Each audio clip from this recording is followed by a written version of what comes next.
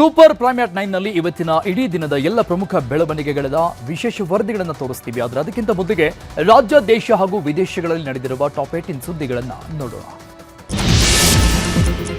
ಕೊಲ್ಲಿ ರಾಷ್ಟ್ರಗಳಲ್ಲಿ ನಡೀತಾ ಇರುವ ರಕ್ತಸಿಕ್ತ ಯುದ್ಧ 8ನೇ ದಿನಕ್ಕೆ ಕಾಲಿಟ್ಟಿದೆ. ಇರಾನ್ ಮೇಲೆ ಅಮೆರಿಕ, ಇಸ್ರೇಲ್ ನಡೆಸ್ತಾ ಇರೋ ದಾಳಿಗೆ ಇರಾನ್ ಕೂಡ ಉತ್ತರ ಕೊಡ್ತಾ ಇದೆ. ಈ ಘೋರ ಯುದ್ಧದ ಮಧ್ಯೆ ಇರಾನ್ನ ಯುದ್ಧ ನೌಕೆ ಭಾರತದಲ್ಲಿ ತಂಗಲು ಭಾರತ ಅವಕಾಶ ಮಾಡಿಕೊಟ್ಟಿದೆ. ಕೇರಳದ ಕೊಚ್ಚಿಯಲ್ಲಿ ಐರಿಸ್ 11 ಯುದ್ಧ ನೌಕೆ ಹಾಕಲು ಭಾರತ ಸರ್ಕಾರ ಒಪ್ಪಿಗೆ ಕೊಟ್ಟಿದೆ. ಇರಾನ್ ಮನವಿ ಮೇರೆಗೆ ಒಪ್ಪಿಗೆ ನೀಡಲಾಗಿದೆ ಅಂತ ವಿದೇಶಾಂಗ ವ್ಯವಹಾರಗಳ ಸಚಿವ ಎಸ್ ಜೈಶಂಕರ್ ಮಾಹಿತಿ ಕೊಟ್ಟಿದ್ದಾರೆ. ಮಧ್ಯಪ್ರಾಚ್ಯದಲ್ಲಿನ ಉದ್ವಿಗ್ನತೆಯಿಂದ ಪಾಕಿಸ್ತಾನದಲ್ಲಿ ಅಗತ್ಯ ವಸ್ತುಗಳ ಬೆಲೆ ಗಗನಕ್ಕೆ ಏರಿಕೆಯಾಗಿದೆ. ಪೆಟ್ರೋಲ್ ಮತ್ತು ಡೀಸೆಲ್ ದರ ಲೀಟರ್ಗೆ 55 ರೂಪಾಯಿ ಏರಿಕೆಯಾಗಿದೆ. 266 ರೂಪಾಯಿ ಇದ್ದ ಪೆಟ್ರೋಲ್ ದರ ಪ್ರತಿ ಲೀಟರ್ಗೆ 321 ರೂಪಾಯಿಗೆ ತಲುಪಿದೆ. ಅದೇ ರೀತಿ 281 ರೂಪಾಯಿ ಇದ್ದ ಡೀಸೆಲ್ ಬೆಲೆ ಪಾಕಿಸ್ತಾನದಲ್ಲಿ 336 ರೂಪಾಯಿಗೆ ಏರಿಕೆಯಾಗಿದೆ. ಸಿಎಂ ಸಿದ್ದರಾಮಯ್ಯ ಮಂಡಿಸಿದ ದಾಖಲೆ ಬಜೆಟ್ ಎಫೆಕ್ಟ್ ಮುಂದಿನ ದಿನಗಳಲ್ಲಿ ಜನರಿಗೆ ತಟ್ಟಲಿದೆ ಅಂತ ಕೇಂದ್ರ ಸಚಿವ ಶ್ರೀ ಕುಮಾರಸ್ವಾಮಿ ಹೇಳಿದ್ದಾರೆ. ಮಂಡ್ಯದಲ್ಲಿ ಮಾತನಾಡಿದ ಎಚ್ಚರಿಕೆ, ರಿಸರ್ವ್ ಬ್ಯಾಂಕ್ ಕೊಟ್ಟಿರೋ ವರದಿ ಪ್ರಕಾರ ಜಿಡಿಪಿ ಬೆಳವಣಿಗೆಯು 25% ಒಳಗಿರಬೇಕು. ಆದರೆ ಅದು ಈಗ ಮೀರಿ ಹೋಗಿದೆ. ಅವರು ಗ್ಯಾರಂಟಿಗೆ 78,000 ಕೋಟಿ ಇಟ್ಟಿದ್ದಾರೆ. ಇದಕ್ಕೆಲ್ಲ ದುಡ್ಡು ಎಲ್ಲಿಂದ ತರ್ತಾರೆ ಗೊತ್ತಿಲ್ಲ ಅಂತ ಟೀಕೆ ಮಾಡಿದ್ದಾರೆ. ನಿನ್ನೆ ಮಂಡಿಸಿದ ಬಜೆಟ್ನಲ್ಲಿ ಸಿಎಂ ಸಿದ್ದರಾಮಯ್ಯ ಚಾಮರಾಜನಗರ ಜಿಲ್ಲೆಯ ಹನ್ನೂರು ಭಾಗದ ನೀರಾವರಿ ಯೋಜನೆಗೆ 490 ಕೋಟಿ ಘೋಷಣೆ ಮಾಡಿದ್ದಾರೆ. ಆದರೆ ಬಜೆಟ್ಗೂ ಕೆರೆ ಕಟ್ಟೆಗಳಿಗೆ ನೀರು ತುಂಬಿಸುವಂತೆ ಸಿಎಂಗೆ ಕೆಂಪಯ್ಯನಹಟ್ಟಿ ಗ್ರಾಮದ ವಿದ್ಯಾರ್ಥಿನಿ ಈ ಮೊದಲಿಗೆ ವರ್ಣಿಕಾ ಪತ್ರವನ್ನು ಬರೆದಿದ್ರು. ಈಗ ನೀರಾವರಿ ಯೋಜನೆಗೆ 490 ಕೋಟಿ ಘೋಷಣೆ ಮಾಡಿರುವುದಕ್ಕೆ ಸಿಎಂಗೆ ವಿದ್ಯಾರ್ಥಿನಿ ವರ್ಣಿಕಾ ಧನ್ಯವಾದ ಹೇಳಿದ್ದಾರೆ. ದಕ್ಷಿಣ ಕನ್ನಡ ಜಿಲ್ಲೆಯ ಬಂಟ್ವಾಳದಲ್ಲಿ ನಡೀತಾ ಇರುವ ಕಂಬಳ ಉತ್ಸವದಲ್ಲಿ ಸಿಎಂ ಸಿದ್ದರಾಮಯ್ಯ ಭಾಗಿಯಾಗಿದ್ದಾರೆ. ಬಂಟ್ವಾಳದ ನಾವೂರು ಕುಡಿಬೈಲು ಎಂಬಲ್ಲಿ ಮಾಜಿ ಸಚಿವ ಬಿ ರಮನಾಥ ರೈ ನೇತೃತ್ವದಲ್ಲಿ ಕಂಬಳ ನಡೀತಾ ಇದೆ. ಈ ಕಂಬಳದಲ್ಲಿ ಭಾಗಿಯಾಗಿರುವ ಸಿಎಂಗೆ ಕರಾವಳಿಯ ಕಾಂಗ್ರೆಸ್ ನಾಯಕರು ಸಾಥ್ ಕೊಟ್ಟಿದ್ದಾರೆ. ಈಗ ಶಿವಕುಮಾರ್ ಸಿಎಂ ಆಗೋದಕ್ಕೆ ಕುಮಾರಸ್ವಾಮಿ ಅಡ್ಡಗಾಲು ಹಾಕ್ತಾ ಇದ್ದಾರೆ ಅಂತ ಶಾಸಕ ಕದಲೂರು ಉದಯ್ ಹೇಳಿದ್ರು. ಉದಯ್ ಮಾತಿಗೆ ಕೇಂದ್ರ ಸಚಿವ ಕುಮಾರಸ್ವಾಮಿ ತಿರುಗೇಟು ಕೊಟ್ಟಿದ್ದಾರೆ. ಮುಖ್ಯಮಂತ್ರಿ ಆಗೋದನ್ನ ನಾನು ಹೆಂಗ್ ತಡೆಯೋಕ್ಕಾಗುತ್ತೆ? ಉದಯ್ ಅವರನ್ನ ಸಿಎಂ ಜೊತೆ ಮಾತಾಡೋಕೆ ಹೇಳಿ ಅಂತ ಕೌಂಟರ್ ಕೊಟ್ಟಿದ್ದಾರೆ. ಬಿಗ್ ಬಾಸ್ ಮಾಜಿ ಸ್ಪರ್ಧಿ ರಜತ್ ವಿರುದ್ಧ ಡಾಗ್ ಸತೀಶ್ ದೂರು ಕೊಟ್ಟಿದ್ದಾರೆ. ಕೊಲೆ ಬೆದರಿಕೆ ಹಾಕಿದ್ದಾರೆ ಅಂತ ಚಾಮರಾಜಪೇಟೆ ಪೊಲೀಸ್ ಠಾಣೆಯಲ್ಲಿ ದೂರು ದಾಖಲಿಸಿದ್ದಾರೆ. ಈ ಬಗ್ಗೆ ಮಾತನಾಡಿದ ಡಾಗ್ ಸತೀಶ್, ರಜತ್ ಒಂದ್ಸಲ ಇಂಟರ್ವ್ಯೂ ಮಾಡಿದ್ರು, ಆದರೆ ಅದನ್ನ ತಿರುಚಿ ಪೋಸ್ಟ್ ಮಾಡಿದ್ರು. ಇದನ್ನ ಪ್ರಶ್ನಿಸಿದ್ದಕ್ಕೆ ಕೊಲೆ ಬೆದರಿಕೆ ಹಾಕಿದ್ದಾರೆ ಅನ್ನೋದು ಡಾಗ್ ಸತೀಶ್ ಸ್ಪಷ್ಟನೆ ಆಗಿದೆ. ಬೆಂಗಳೂರಿನ ಜೆಪಿ ನಗರ 3ನೇ ಹಂತದ 9ನೇ ಕ್ರಾಸ್ ರಸ್ತೆಯ ಸ್ಥಿತಿ ಅಧೋಗತಿಗೆ ತಲುಪಿದೆ. ರಸ್ತೆ ಮಾಡಿದ 2 ತಿಂಗಳಿಗೆ ಪೈಪ್ಲೈನ್ ಕಾಮಗಾರಿಗಾಗಿ ರಸ್ತೆಯನ್ನ ಅಗೆಯಲಾಗಿದೆ. ಕಾಮಗಾರಿ ಮುಗಿದ್ರೂ ಗುಂಡಿಗಳನ್ನು ಮುಚ್ಚಿಲ್ಲ. ದುರಂತ ಅಂದರೆ ಶಾಸಕ ಸಿಕೆ ರಾಮಮೂರ್ತಿಗೆ ಈ ವಿಷಯನೇ ಗೊತ್ತಿಲ್ಲ. ಗುಂಡಿನೇ ಇಲ್ಲ ಅಂತ ಹೇಳಿ ಜನರ ಆಕ್ರೋಶಕ್ಕೆ ಗುರಿಯಾಗಿದ್ದಾರೆ. ಬಿಹಾರದಲ್ಲಿ ರಾಜಕೀಯ ಸಂಚಲನ ಇದ್ದಿದೆ. ಪುತ್ರನಿಗೆ ರಾಜಕೀಯ ಭವಿಷ್ಯ ರೂಪಿಸಲು ನಿತೀಶ್ ಕುಮಾರ್ ರಾಜ್ಯಸಭೆಗೆ ತೆರಳಲು ಸಜ್ಜಾಗಿದ್ದಾರೆ. ಈ ಬೆನ್ನಲ್ಲೇ ನಿತೀಶ್ ಕುಮಾರ್ ಪುತ್ರ ನಿಶಾಂತ್ ಕುಮಾರ್ ರಾಜಕೀಯ ಪ್ರವೇಶಕ್ಕೆ ಸಜ್ಜಾಗಿದ್ದಾರೆ. ನಾಳೆ ಜೆಡಿಯು ಪಕ್ಷದ ನಾಯಕತ್ವ ವಹಿಸಿಕೊಳ್ಳಲಿದ್ದು ನಿಶಾಂತ್ ಕುಮಾರ್ಗೆ ಉಪಮುಖ್ಯಮಂತ್ರಿ ಪಟ್ಟ ಕಟ್ಟುವ ಸಾಧ್ಯತೆ ಇದೆ. ಲೋಕಸಭೆಯ ಸ್ಪೀಕರ್ ಓಂ ಬಿರ್ಲಾ ವಿರುದ್ಧ ವಿರೋಧ ಪಕ್ಷಗಳು ಮಂಡಿಸಲಿರುವ ಅವಿಶ್ವಾಸ ನಿರ್ಣಯಕ್ಕೆ ಟಿಎಂಸಿ ಪಕ್ಷ ಬೆಂಬಲ ನೀಡಿದೆ. ಮಾರ್ಚ್ 9ರಿಂದ 2ನೇ ಹಂತದ ಸಂಸತ್ತಿನ ಬಜೆಟ್ ಅಧಿವೇಶನ ಆರಂಭವಾಗಲಿದೆ. ಅಧಿವೇಶನದ ಮೊದಲ ದಿನ ಸ್ಪೀಕರ್ ಓಂ ಬಿರ್ಲಾ ವಿರುದ್ಧ ಅವಿಶ್ವಾಸ ನಿರ್ಣಯ ಮಂಡಿಸಲಿವೆ. ಪತ್ರಕರ್ತ ರಾಮಚಂದ್ರ ಛತ್ರಪತಿ ಹತ್ಯೆ ಪ್ರಕರಣದಲ್ಲಿ ಡೇರಾ ಮುಖ್ಯಸ್ಥ ರಾಮ್ ರಹೀಂ ಸಿಂಗ್ಗೆ ಬಿಗ್ ರಿಲೀಫ್ ಸಿಕ್ಕಿದೆ. ಕೊಲೆ ಪ್ರಕರಣದಲ್ಲಿ ಗುರ್ಮೀತ್ ರಾಮ್ ರಹೀಂ ಸಿಂಗ್ರನ್ನ ಪಂಜಾಬ್ ಮತ್ತು ಹರಿಯಾಣ ಹೈಕೋರ್ಟ್ ಖುಲಾಸೆಗೊಳಿಸಿದ 2002ರ ಅಕ್ಟೋಬರ್ 24ರಂದು ಪತ್ರಕರ್ತ ರಾಮಚಂದ್ರ ಛತ್ರಪತಿ ಅವರನ್ನ ಗುಂಡಿಕ್ಕಿ ಕೊಲೆ ಮಾಡಲಾಗಿತ್ತು. ನಕ್ಸಲ್ ಚಟುವಟಿಕೆಯಲ್ಲಿ ತೊಡಗಿಕೊಂಡಿದ್ದ 130 ಮಾವೋವಾದಿಗಳು ತೆಲಂಗಾಣ ಸರ್ಕಾರಕ್ಕೆ ಶರಣಾಗಿದ್ದಾರೆ. ಹೈದರಾಬಾದ್ನಲ್ಲಿ ಸಿಎಂ ರೇವಂತ್ ರೆಡ್ಡಿ ಸಮ್ಮುಖದಲ್ಲಿ ನಕ್ಸಲರು ಪೊಲೀಸರಿಗೆ ಶರಣಾಗಿದ್ದಾರೆ. 31 AK-47 ರೈಫಲ್ಗಳು, 33 ಇತರೆ ಶಸ್ತ್ರಾಸ್ತ್ರಗಳು ಸೇರಿದಂತೆ ಒಟ್ಟು 124 ಶಸ್ತ್ರಾಸ್ತ್ರಗಳನ್ನು ಪೊಲೀಸರಿಗೆ ಒಪ್ಪಿಸಿದ್ದಾರೆ.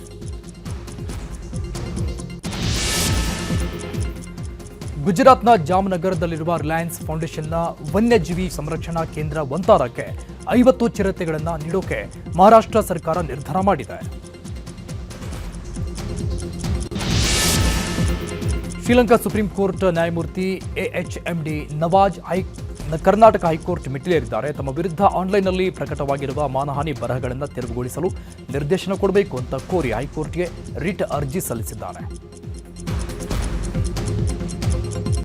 ಮಧ್ಯಪ್ರಾಚ್ಯದಲ್ಲಿ ಯುದ್ಧಕ್ಕೆ ಇಸ್ರೇಲ್ ಅಮೆರಿಕ ಮುನ್ನುಡಿ ಬರೆದು ಇಂದಿಗೆ 8 ದಿನ ಆಯಿತು. ಇರಾನ್ ಇಸ್ರೇಲ್ ಜೊತೆಗೆ Dubai, Abu Dhabi, Kuwait, Jordan, Lebanon ಸೇರಿದಂತೆ 15 ದೇಶಗಳ ಮೇಲೂ ನಿರಂತರವಾಗಿ ದಾಳಿಗಳು ಆಗ್ತಾ ಇದೆ. ಅಮೆರಿಕ ಸೇನೆಯನ್ನೇ ಸರ್ವನಾಶ ಮಾಡ್ತೀವಿ ಅಂತ ಹಠಕ್ಕೆ ಬಿದ್ದಿದ್ದು ಇರಾನ್ ಕೂಡ ಭೀಕರ ದಾಳಿ ನಡೆಸ್ತಾ ಇದೆ.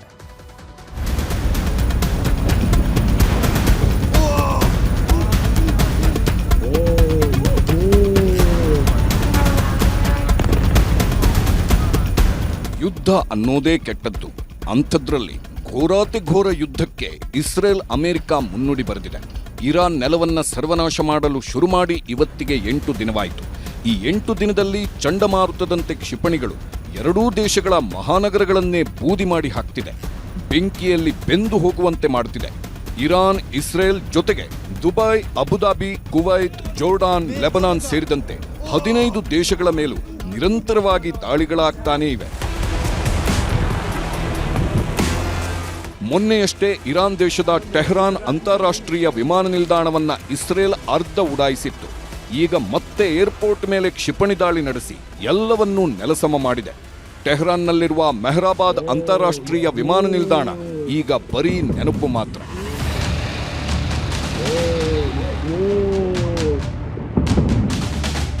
ಇರಾನ್ ರಾಜಧಾನಿ ಟೆಹರಾನ್ನ ಹೃದಯ ಭಾಗವನ್ನ ಇಸ್ರೇಲ್ ಒಡೆದು ಹಾಕಿದೆ. ಚಂಡಮಾರುತದಂತೆ ಅಪ್ಪಳಿಸಿದ ಬಾಂಬ್ಗಳು, ಹಿಂಸಾತ್ಮಕ ಸ್ಫೋಟಗಳು ಮತ್ತು ತೀವ್ರವಾದ ವೈಮಾನಿಕ ದಾಳಿಯಿಂದ ಇರಾನ್ ಸರ್ಕಾರದ ಪ್ರಮುಖ ಕಚೇರಿಗಳನ್ನೇ ನೆಲಕಚ್ಚಿಸಿದೆ ಇಸ್ರೇಲ್.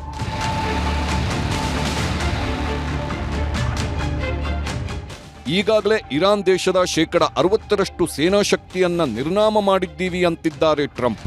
ಇಷ್ಟಕ್ಕೂ ಸುಮ್ಮನಾಗದೆ ಅಮೆರಿಕ ದಾಳಿ ಸಂಪೂರ್ಣವಾಗಿ ಹುಚ್ಚುತನಕ್ಕೆ ತಿರುಗಿದೆ. ಕಗ್ಗತ್ತಲ ರಾತ್ರಿಯಲ್ಲಿ ಅಮೆರಿಕ ಹಾಕ್ತಿರೋ ಒಂದೊಂದು ಸ್ಫೋಟಕಗಳು ಇರಾನ್ ನಗರವನ್ನ ಸ್ಮಶಾನ ಮಾಡುತ್ತಿದೆ.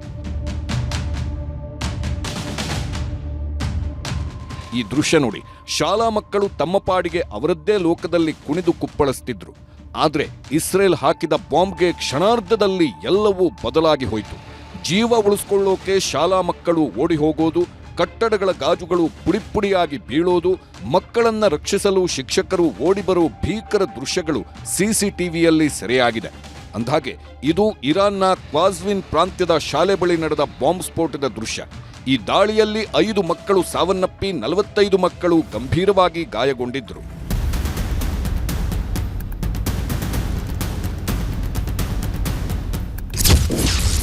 ಇಸ್ರೇಲ್ ಜೊತೆ ಕೊಲ್ಲಿ ರಾಷ್ಟ್ರಗಳಿಗೆ Iran bomb.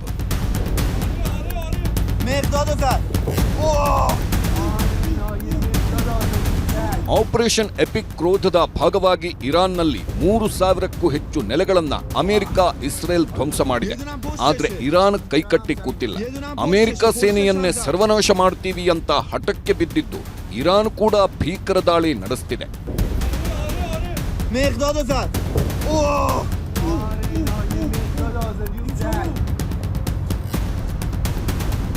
Israel Bahrain ಸಿತ್ರಾದಲ್ಲಿರುವ BAPCO ತೈಲ ಮತ್ತು ಅನಿಲ ಸಂಸ್ಕರಣಾ ಘಟಕವನ್ನೇ ಇರಾನ್ ಬ್ಯಾಲಿಸ್ಟಿಕ್ ಕ್ಷಿಪಣಿ ದಾಳಿ ನಡೆಸಿ ಉಡಾಯಿಸಿದೆ.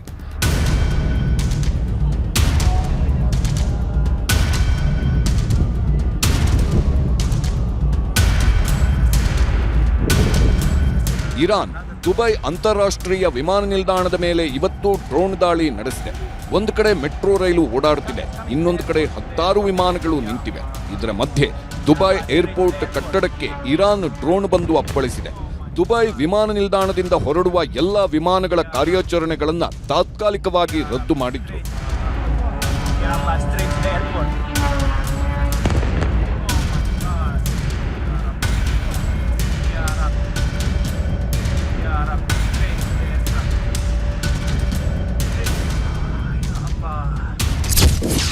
ದುಬೈ ಮೇಲೆ ದಾಳಿ, ಕ್ಷಮೆ ಕೇಳಿದ ಇರಾನ್ ಅಧ್ಯಕ್ಷ. ಮತ್ತೆ ದುಬೈನಿಂದ ಎಲ್ಲಾ ವಿಮಾನ ಹಾರಾಟ ಪುನಾರಂಭ. ಖಮೇನಿ ಹತ್ಯೆಯ ನಂತರ ಇರಾನ್ ಅಧ್ಯಕ್ಷ ಪೆಜೆಶ್ಕಿಯಾನ್ ಎಲ್ಲೂ ಕಾಣಿಸಿಕೊಂಡಿರಲಿಲ್ಲ. ಆದ್ರಿವತ್ತು ಮಾಧ್ಯಮಗಳಿಗೆ ಹೇಳಿಕೆ ಬಿಡುಗಡೆ ಮಾಡಿದ್ದಾರೆ. ಇರಾನ್ ಮೇಲೆ ದಾಳಿ ನಡೆಸುತ್ತಿರೋ ಇಸ್ರೇಲ್, ಅಮೆರಿಕ ಮುಂದೆ ನಾವು ತಲೆ ತಗ್ಗಿಸೋದಿಲ್ಲ. ಆದ್ರೆ ಕೊಲ್ಲಿ ರಾಷ್ಟ್ರಗಳ ಮೇಲೆ ಇರಾನ್ನಿಂದ ದಾಳಿ ನಡೆದಿದ್ದು ನಿಜ, ಇದಕ್ಕೆ ಕ್ಷಮೆ ಕೇಳ್ತೀನಿ ಅಂತ ಹೇಳಿಕೆ ನೀಡಿದ್ದಾರೆ. ಅಷ್ಟೇ ಅಲ್ಲ, ಅಮೆರಿಕ ಇಸ್ರೇಲ್ ದೇಶಗಳನ್ನ ಕ್ಷಮಿಸೋದಿಲ್ಲ ಅಂತ ಹೇಳಿ ಮತ್ತೊಮ್ಮೆ ನೆರೆಹೊರೆ ದೇಶಗಳ ಮೇಲೆ ದಾಳಿ ಮಾಡಲ್ಲ ಅಂತಾನು ಇರಾನ್ ಅಧ್ಯಕ್ಷ ಪೆಜೆಶ್ಕಿಯಾನ್ ಹೇಳಿದ್ದಾರೆ. ಇರಾನ್ ಅಧ್ಯಕ್ಷ ಹೇಳಿಕೆ ಕೊಟ್ಟ ಕೆಲವೇ ಗಂಟೆಗಳಲ್ಲಿ ದುಬೈನಲ್ಲಿ ಮತ್ತೆ ವಿಮಾನ ಹಾರಾಟ ಶುರುವಾಗಿದೆ. ಇದನ್ನ ದುಬೈನಲ್ಲಿರೋ ಕನ್ನಡಿಗರ ಸಂಘದ ಅಧ್ಯಕ್ಷ ಶಶಿಧರ್ ನಾಗರಾಜಪ್ಪ ಮತ್ತು ಭಾರ್ಗವ್ ನ್ಯೂಸ್ 18ಗೆ ಸ್ಪಷ್ಟಪಡಿಸಿದ್ರು. ಕ್ಲೋಸ್ ಮಾಡಿದ್ದು ನಿಜ, ಆದ್ರೆ ಕ್ಲೋಸ್ ಮಾಡಿ ವಿತಿನ್ 58 ಮಿನಿಟ್ಸ್ ಮತ್ತೆ ಅದನ್ನ ರೆಸ್ಯೂಮ್ ಮಾಡಿದ್ರು. ಇವರು ರಾಜತಾಂತ್ರಿಕವಾಗಿ ಮಾತುಕತೆ ನಡೆಸಿ ಅದನ್ನೆಲ್ಲ ಸಕ್ಸಸ್ಫುಲ್ ಆಗಿ ಮಾಡಿದ್ದಾರೆ. ಹಂಗಾಗಿ ಇನ್ಮೇಲೆ ಯಾವುದೇ ತರಹದ ಅಟ್ಯಾಕ್ ದುಬೈ ಮೇಲೆ ಆಗೋದಿಲ್ಲ, UAE ಮೇಲೆ ಆಗೋದಿಲ್ಲ ಅಂತ ಹೇಳಿ ಒಂದು ಸ್ಟೇಟ್ಮೆಂಟ್ ಅವ್ರ ಹತ್ರನೇ ಕೊಡಿಸಿದ್ದಾರೆ ಕೂಡ ಇರಾನಿಯನ್ ಅಧ್ಯಕ್ಷರಿಂದ. ರಸಲ್ ಖೈಮಾಯಿಂದ ಫ್ಲೈಟ್ಸ್ ಗಳು ಹೋಗ್ತಾ ಇದೆ. ಸೊ ನಾನು ಇದ್ರ ಮೂಲಕ ಹೇಳೋದಂದ್ರೆ ಇವೆಲ್ಲ ಇದು ಕಂಟ್ರೋಲ್ ಅಲ್ಲಿ ಇದೆ. 1-2-3 ಥ್ರೆಟ್ಸ್ ಗಳು ಬರ್ತಾ ಇದೆ, but things are very control. ನಮ್ಮ ಮಹಾರಾಜರು ಚೆನ್ನಾಗಿ ನಮಗೆ ಸಪೋರ್ಟ್ ಮಾಡ್ತಾ ಇದ್ದಾರೆ. ಇರಾನ್ ಇನ್ನು ಮುಂದೆ ಕೊಲ್ಲಿ ರಾಷ್ಟ್ರಗಳ ಮೇಲೆ ದಾಳಿ ಮಾಡಲ್ಲ ಅಂತ ಹೇಳಿ ಕ್ಷಮೆ ಕೇಳಿದೆ. ಇನ್ನೊಂದು ಕಡೆ ಇಸ್ರೇಲ್ ಮೇಲೂ ದಾಳಿ ಕಂಟಿನ್ಯೂ ಮಾಡಿದೆ. ಆದ್ರೆ ಇಸ್ರೇಲ್ ಕೈಕಟ್ಟಿ ಕೂತಿಲ್ಲ, ಕ್ಷಣ ಕ್ಷಣಕ್ಕೂ ಕ್ಷಿಪಣಿಗಳನ್ನ ಹಾರಿಸ್ತಾನೇ ಇದೆ. ದಕ್ಷಿಣ ಲೆಬನಾನ್ನ ನಬಾತಿಹ್ ಜಿಲ್ಲೆಯ ಅನ್ಸರ್ ಪಟ್ಟಣವನ್ನ ಗುರಿಯಾಗಿಸಿ ಇಸ್ರೇಲಿ ವೈಮಾನಿಕ ದಾಳಿ ನಡೆಸಿದ್ದು ಸಾಕಷ್ಟು ವಿನಾಶ ಸೃಷ್ಟಿಸಿದೆ.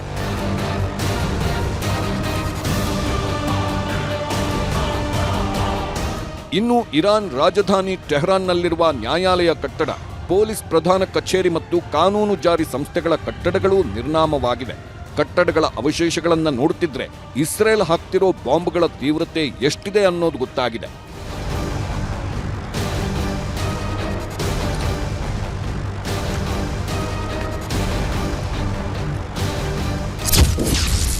ಘೋರ ಯುದ್ಧದಲ್ಲಿ ಸಾವು ನೋವು, ಆದ ನಷ್ಟ ಅಘೋರ. ಇರಾನ್, ಇಸ್ರೇಲ್, ಅಮೆರಿಕ ನಡುವಿನ ಘೋರ ಯುದ್ಧದ 8ನೇ ದಿನವೂ ಕಂಟಿನ್ಯೂ ಆಗ್ತಿದೆ. ಯಾವಾಗ ನಿಲ್ಲುತ್ತೆ ಅನ್ನೋದನ್ನ ಊಹಿಸೋಕ್ಕಾಗಲ್ಲ. ಆದ್ರೆ ಈ 8 ದಿನದಲ್ಲಿ ಆದ ಸಾವು ನೋವು ನಷ್ಟಗಳು ಮಾತ್ರ ಅಪಾರ. ಅಂತಾರಾಷ್ಟ್ರೀಯ ವರದಿ ಪ್ರಕಾರ ಇರಾನ್ ದೇಶದಲ್ಲಿ ಇಲ್ಲಿವರೆಗೆ 1380 ಜನ ಶವವಾಗಿ ಹೋಗಿದ್ದು 6235 ಜನರಿಗೆ ಗಂಭೀರ ಗಾಯಗಳಾಗಿವೆ. ಅಂದಾಜು 10 ಲಕ್ಷ ಕೋಟಿ ರೂಪಾಯಿಯಷ್ಟು ನಷ್ಟ ಅನುಭವಿಸಿದೆ ಇರಾನ್. ಇನ್ನು ಲೆಬನಾನ್ನಲ್ಲಿ ಯುದ್ಧದಿಂದ 235 ಜನರ ಸಾವಾಗಿದ್ದು 860ಕ್ಕೂ ಹೆಚ್ಚು ಜನರಿಗೆ ಗಾಯವಾಗಿದೆ. ಇಲ್ಲಿವರೆಗೂ ಅಂದಾಜು 2 ಲಕ್ಷ ಕೋಟಿ ರೂಪಾಯಿಯಷ್ಟು ನಷ್ಟ ಸಂಭವಿಸಿದೆ. ಇನ್ನು ಇರಾನ್ ಪ್ರತಿದಾಳಿಯಿಂದ ಇಸ್ರೇಲ್ನಲ್ಲೂ 25 ನಾಗರಿಕರ ಸಾವಾಗಿದ್ದು 157 ಜನರಿಗೆ ಗಾಯವಾಗಿದೆ. ಅಂದಾಜು 6 ಲಕ್ಷ ಕೋಟಿ ರೂಪಾಯಿಯಷ್ಟು ಆರ್ಥಿಕ ನಷ್ಟ ಇಸ್ರೇಲ್ ಅನುಭವಿಸುತ್ತಿದೆ. ಅಮೆರಿಕಾದ 6 ಸೈನಿಕರು ಈ ಯುದ್ಧದಲ್ಲಿ ಸಾವನ್ನಪ್ಪಿದ್ದು 30 ಸೈನಿಕರಿಗೆ ಗಾಯವಾಗಿದೆ. ಅಂದಾಜು 5 ಲಕ್ಷ ಕೋಟಿಗೂ ಹೆಚ್ಚು ಹಣವನ್ನ ಯುದ್ಧಕ್ಕಾಗಿ ಅಮೆರಿಕ ಖರ್ಚು ಮಾಡಿದೆ. ಇದೆಲ್ಲ ಸದ್ಯಕ್ಕೆ ಸಿಕ್ಕಿರುವ ಲೆಕ್ಕ. ಆದ್ರೆ ಈ ಯುದ್ಧ ಮುಗಿಯೋದ್ರೊಳಗೆ ಇನ್ನೆಷ್ಟು ಜನರ ಜೀವ ಯುದ್ಧಕ್ಕೆ ಬಲಿಯಾಗುತ್ತೋ ಗೊತ್ತಿಲ್ಲ. ಇನ್ನು ದುಬೈನಲ್ಲಿ ರಿಯಲ್ ಎಸ್ಟೇಟ್ ವಹಿವಾಟು 40% ಕಡಿತವಾಗಿದೆ. ಜಾಗತಿಕ ತೈಲ ಮಾರುಕಟ್ಟೆಯಲ್ಲಿ 20% ಆರ್ಥಿಕ ನಷ್ಟವಾಗಿದೆ. ಕಚ್ಚಾ ತೈಲ ಬ್ಯಾರೆಲ್ಗೆ $75-120 ಏರಿಕೆಯಾಗಿದೆ. ಅಂತಾರಾಷ್ಟ್ರೀಯ ಷೇರು ಮಾರುಕಟ್ಟೆಗೆ 25 ಲಕ್ಷ ಕೋಟಿ ರೂಪಾಯಿ ನಷ್ಟವಾಗಿದೆ. 30 ದೇಶಗಳ ಆಮದು ರಫ್ತು ಸ್ಥಗಿತವಾಗಿದೆ. ಇಂಥ ಯುದ್ಧ ನಿಜಕ್ಕೂ ಬೇಕಾ ಅನ್ನೋದು ಎಲ್ಲರ ಪ್ರಶ್ನೆ. Bureau report, news 18.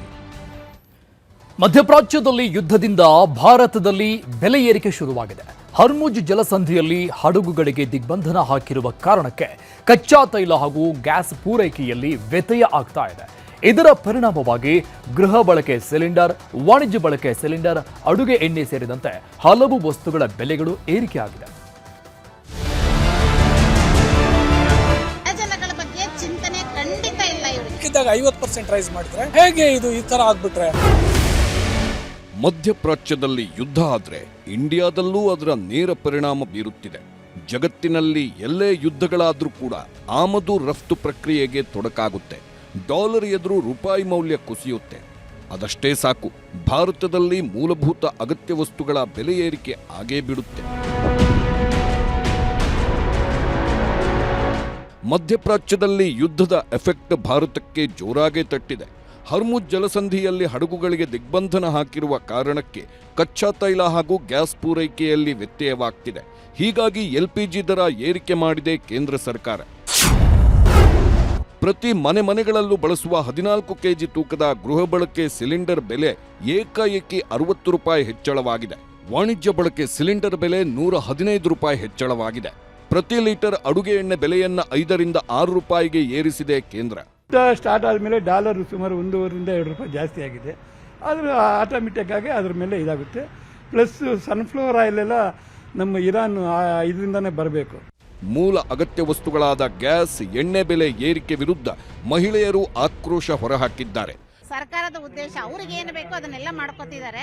ಬಟ್ ನಮ್ಮ ಬಡ ಜನಗಳಿಗೆ ಏನು ಬೇಕು ಅನ್ನೋದ್ರ ಬಗ್ಗೆ ಈ ಸರ್ಕಾರ ನಿಜವಾಗ್ಲೂ ಯೋಚನೆ ಮಾಡ್ತಿಲ್ಲ. ಕೇಂದ್ರ ಆಗಲಿ ರಾಜ್ಯ ಸರ್ಕಾರ ಆಗಲಿ. ಎಣ್ಣೆ ಮತ್ತೆ ಗ್ಯಾಸು ಅದನ್ನೇ ಅಂತ ಅಲ್ಲ, ಪೆಟ್ರೋಲಿಂದ ಪ್ರತಿಯೊಂದೂ ಎಲ್ಲ ಜಾಸ್ತಿ ಆಗಿದೆ. ತುಂಬಾನೇ ಜೀವನ ಮಾಡೋದು ಬಡವರು ಕಷ್ಟ ಆಗ್ತಾ ಇದೆ. ಇನ್ನು ಯುದ್ಧದಿಂದಾಗಿ ಆಟೋ LPG ಬೆಲೆ ಕೂಡ ಹೆಚ್ಚಾಗಿದೆ. 4 ದಿನಗಳ ಹಿಂದೆ 1 ಲೀಟರ್ಗೆ 59 ರೂಪಾಯಿ ಇದ್ದ ಬೆಲೆ ಈಗ 64 ರೂಪಾಯಿಗೆ ಏರಿಕೆಯಾಗಿದೆ. ಗ್ಯಾಸ್ ಬಂಕ್ಗಳ ಮುಂಭಾಗದಲ್ಲಿ ನೋ ಸ್ಟಾಕ್ ಬೋರ್ಡ್ ಹಾಕಲಾಗಿದೆ. 3 ದಿನದ ದರ ಹೆಚ್ಚಾಗಿದೆ, ಮತ್ತೆ ಅವೈಲಬಿಲಿಟಿನೂ ಕಮ್ಮಿ ಇದೆ ಸರ್. ಸ್ಟಾಕು ಬರ್ತಾ ಇಲ್ಲ. ನೋಡೋಣ, ಈ ನಾಳೆ ಏನಾರು ಬಂದ್ರೆ ಸೇಲ್ ಮಾಡ್ತೀವಿ, ಇಲ್ಲ ಅಂದ್ರೆ ಸ್ಟಾಪ್ ಮಾಡಬೇಕು. ಮತ್ತೊಂದೆಡೆ ಪಠ್ಯಪುಸ್ತಕಗಳ ಬೆಲೆ ಕೂಡ ಏರಿಕೆ ಆಗ್ತಿದೆ.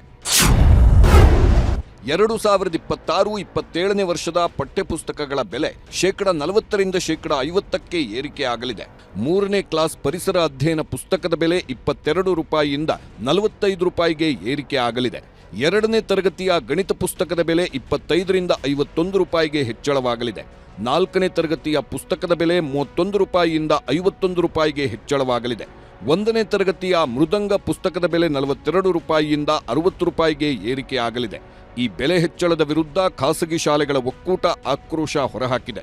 ಶಿಕ್ಷಣ ಇಲಾಖೆಗೆ ದೂರು ಕೊಡಲು ಖಾಸಗಿ ಶಾಲೆಗಳ ಒಕ್ಕೂಟ ನಿರ್ಧರಿಸಿದೆ. ಹಳೆ ದರವನ್ನೇ ಕೌಂಟ್ ಮಾಡಿ ತಗೊಳ್ತಾರೆ ಅಂತ ಒಂದು ಪೋಷಕರಲ್ಲಿ ಮನಸ್ಸಿನಲ್ಲಿರುತ್ತೆ. ಈಗ ಇದಕ್ಕಿದ್ದಾಗ 50% ರೈಸ್ ಮಾಡಿದ್ರೆ ಹೇಗೆ ಇದು ಈ ಥರ ಆಗ್ಬಿಟ್ರೆ? ಗಲ್ಫ್ ರಾಷ್ಟ್ರಗಳಲ್ಲಿ ಯುದ್ಧದ ಕಾರ್ಮೋಡ ರಾಜ್ಯ ಕರಾವಳಿಗೂ ತಟ್ಟಿದೆ. ರಾಜ್ಯ ಕರಾವಳಿ ಭಾಗದ ಕಾಫಿ, ಗೋಡಂಬಿ, ಮೀನಿನ ಉತ್ಪನ್ನಗಳ ರಫ್ತು ಸ್ಥಗಿತವಾಗಿರುವ ಕಾರಣಕ್ಕೆ ಸಂಕಷ್ಟ ಎದುರಾಗಿದೆ.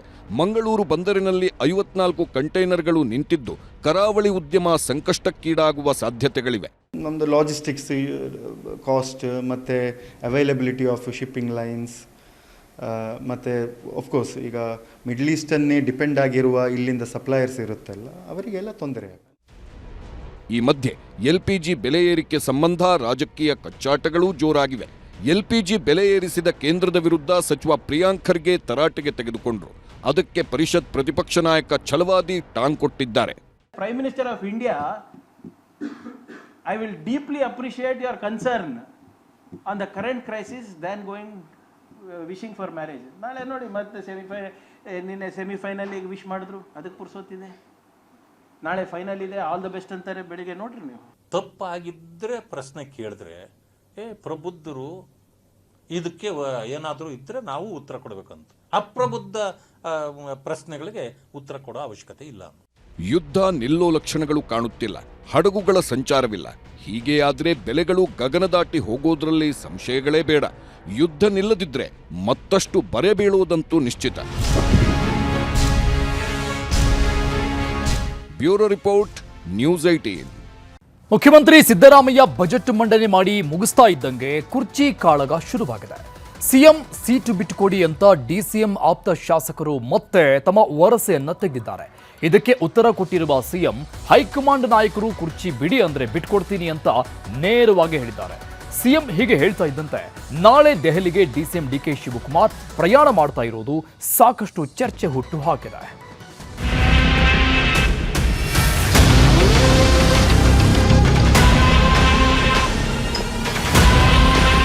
ವಿಶ್ವಾಸ ಇದೆ. ಹೈಕಮಾಂಡ್ ಅವರು ಅಂತಿಮವಾಗಿ ಹೈಕಮಾಂಡ್ ಏನು ತೀರ್ಮಾನ ಮಾಡ್ತಾರೆ ಅದಕ್ಕೆ ಬದ್ಧನಾಗಿದ್ದೀನಿ. ನಿನ್ನೆಯಷ್ಟೇ ಮುಖ್ಯಮಂತ್ರಿ ಸಿದ್ದರಾಮಯ್ಯ 4,48,000 ಕೋಟಿಯ ಬಜೆಟ್ ಮಂಡಿಸಿದ್ರು. ಸಿಎಂ ಬಜೆಟ್ ಮಂಡಿಸಿದ ಬೆನ್ನಲ್ಲೇ ಮುಖ್ಯಮಂತ್ರಿ ಕುರ್ಚಿ ಬದಲಾವಣೆಯ ಬಿರುಗಾಳಿನೂ ಕಾಂಗ್ರೆಸ್ ಒಳಗೆ ಶುರುವಾಗಿದೆ. ದೇವರಾಜು ಅರಸು ಅವರ ಆಡಳಿತಾವಧಿ ದಾಖಲೆ ಮುರಿದಾಯಿತು. 17 ಸಲ ಬಜೆಟ್ ಮಂಡಿಸಿದ ಹೆಗ್ಗಳಿಕೆಗೂ ಸಿಎಂ ಪಾತ್ರರಾಗಿದ್ದಾಯಿತು. ಈಗ ಮುಖ್ಯಮಂತ್ರಿ ಸ್ಥಾನವನ್ನ ಬಿಟ್ಟುಕೊಡುವ ಸಂದರ್ಭ ಹತ್ತಿರ ಬಂದಿದೆ ಅಂತ DK ಶಿವಕುಮಾರ್ ಆಪ್ತ ಶಾಸಕರು ವರಸೆ ಶುರು ಮಾಡಿದ್ದಾರೆ. ಬಜೆಟ್ ಅಧಿವೇಶನ ಮುಗಿದ್ಮೇಲೆ ನಾಯಕತ್ವ ಬದಲಾವಣೆ ಗ್ಯಾರಂಟಿ ಅಂತಾನೂ ಹೇಳಿಕೆ ಕೊಡ್ತಿದ್ದಾರೆ. ಈ ಕುರ್ಚಿ ಕಾಡ್ಗಿಚ್ಚಿನ ಬಗ್ಗೆ ಇವತ್ತು ಮುಖ್ಯಮಂತ್ರಿ ಸಿದ್ದರಾಮಯ್ಯ ಮಾಧ್ಯಮಗಳಿಗೆ ಪ್ರತಿಕ್ರಿಯೆ ನೀಡಿದ್ರು. ಹೈಕಮಾಂಡ್ ಹೇಳಿದ್ರೆ ಕುರ್ಚಿ ಬಿಡಲು ರೆಡಿ ಅಂತ ಸಿದ್ದರಾಮಯ್ಯನವರು ಹೇಳಿರೋದು ಹತ್ತಾರು ಚರ್ಚೆ ಹುಟ್ಟು ಹಾಕಿದೆ. ಕರ್ನಾಟಕ ರಾಜ್ಯದಲ್ಲಿ ಹೈಯೆಸ್ಟ್ ಬಜೆಟ್ ಮಂಡಿಸಿರೋದು ನಾನೇ. ಹೈಕಮಾಂಡ್ ಅವರು ಅವಕಾಶ ಕೊಟ್ಟರೆ ಮಂಡಿಸ್ತೀನಿ. ವಿಶ್ವಾಸ ಇದೆ.